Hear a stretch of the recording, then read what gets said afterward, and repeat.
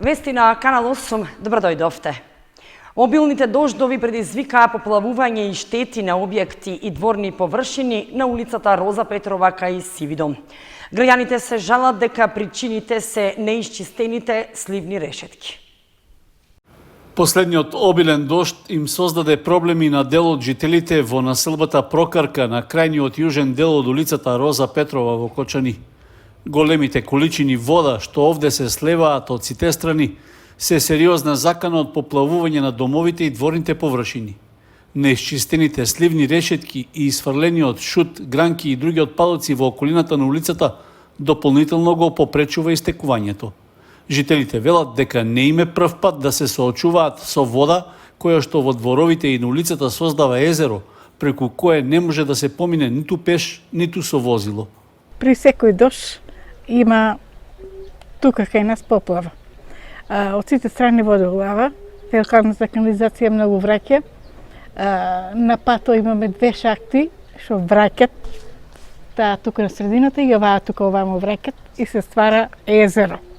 Преку дидони прелива вода наваму. Фекалната канализација и кај нас враќа, ради тоа што нема дека да оде, тука излива.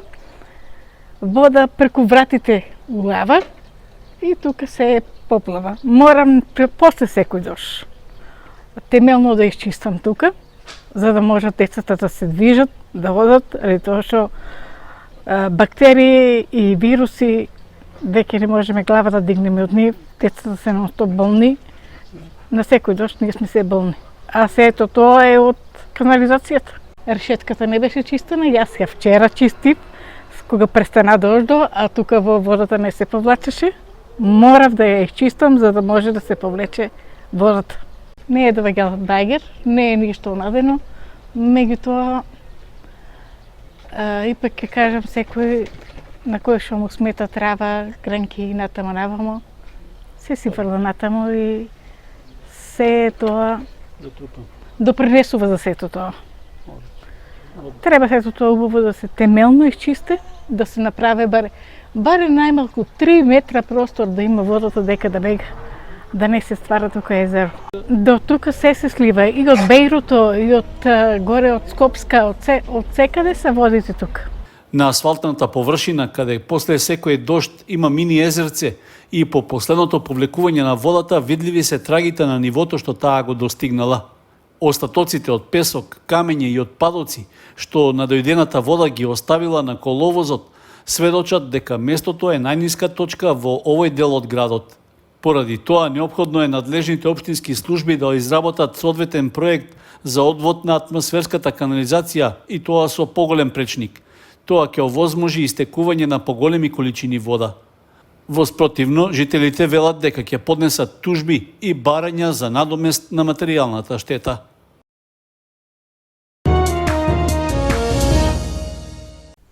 Во општина Зрновци во теќе реконструкција на улицата Филе Ристов. По завршувањето на градежните работи ќе се постави и еластична одбојна ограда. Локалната самоуправа на Зрновци ја продолжува градежната офанзива за оваа година. Во тек се работни активности на улицата Филе Ристов со спој на Никола Карев и Аспар Ухманев. Вредноста на проектот изнесува околу 6,5 милиони денари, средства издвоени од буџетската сметка на општината. Вкупната должина на улиците е 700 метри, а на крстосницата 350. Денес започнуваме со реконструкција и проширување на улица Филе Ристов. Домакинствата кои што се на овој патен правец долги години го очекуваат ова. Се образуваме во рок од 2 месеци овие домакинства, воедно и сите жители на општина Зрновци да добијат реконструирана улица. По завршувањето на градежните работи ќе биде поставена и еластична одбојна ограда со стандарди за висока безбедност при учество во сообраќајот.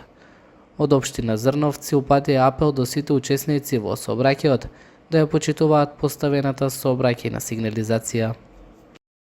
Школата за гитара Sound Center го реализираше завршниот концерт. Се представија околу 20 наученици со различни музички точки.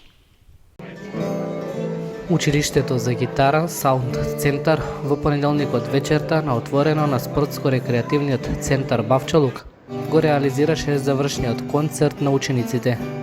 На настанот се представија млади гитаристи кои изминатиот период работеа со професорот Воислав Петров.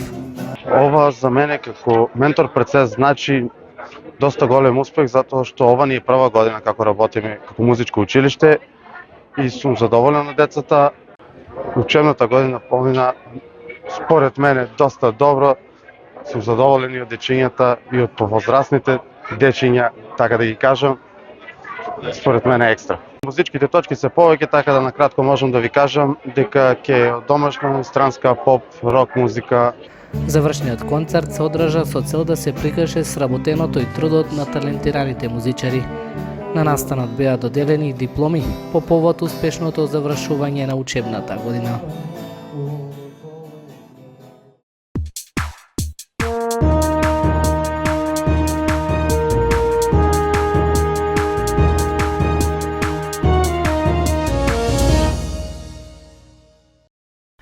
Сабота во спортската сала на основното училиште Никола Карев ќе се одржи 48-то издание на турнирот во борење Македонски бисер. В сабота 29 јуни во спортската сала во основното училиште Никола Карев во Кочани ќе се одржи 48-то издание на турнирот во борење Македонски бисер. Настанот е во организација на Боречката федерација на Македонија, а ќе се реализира со техничка поддршка на боречкиот клуб Спартак од Кочани. Почетокот на борбите ќе биде во 11 часот, а финалните борби ќе почнат од 18 часот. Ги повикувам сите љубители на борењето да дојдат во сабота и да уживаат во борбите. Ќе има учесници од повеќе држави како што се Албанија, Србија, Грција, Бугарија и други држави, како и нашите најдобри борачи од Македонија. Кочани ќе има 3 представника: Столе Евтимов на 97 кг, Стефан Штеров на 65 кг и Расул Шапиев на 74 кг. Турнирот во борење Македонски бисер во Кочани ќе се одржи по 13 годишна пауза. 8 екипи ќе играат на 22-то издание на Петровденскиот турнир во мал фудбал. Почнувањето на надпреварите ќе биде во договор со екипите. 8 екипи, заклучно со 24 јуни, се пријавиле за учество на 22-то издание на Петровденскиот турнир во мал фудбал. Надпреварите ќе се играат на терените во средното општинско училиште Љупчо Сантов. Спортскиот настан е дел од содржините со кои општина Кочани го одбележува празникот на градот Петровден, а турнирот е во организација на Општинскиот фудбалски сојуз. При пријавувањето екипите уплатија котизација од 2000 денари на сметката на Општинскиот фудбалски сојуз и доставија имиња на екипата и список од 10 играчи со наполнети 16 години. Ждребувањето е закажано за вчетврток во 12 часот во венчалната сала, а стартот на надпреварите ќе биде во договор со екипите. За најдобрите 3 обезбедени се награди. Првопласираната ќе добие 60.000 денари, за втората екипа обезбеден износ од 30.000 и третата екипа ќе добие парична награда од 15.000 денари. Минатата година екипата на Аутовелт беше победник на 21-то издание на Петровденскиот турнир во мал фудбал.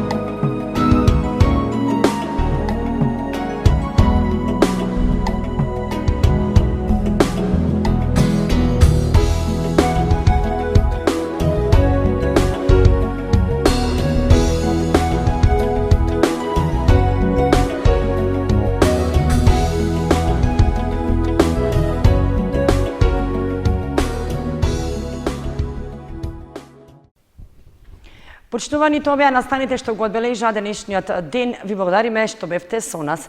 Следете ни на нашата веб страница kanal8.mk. Довидување.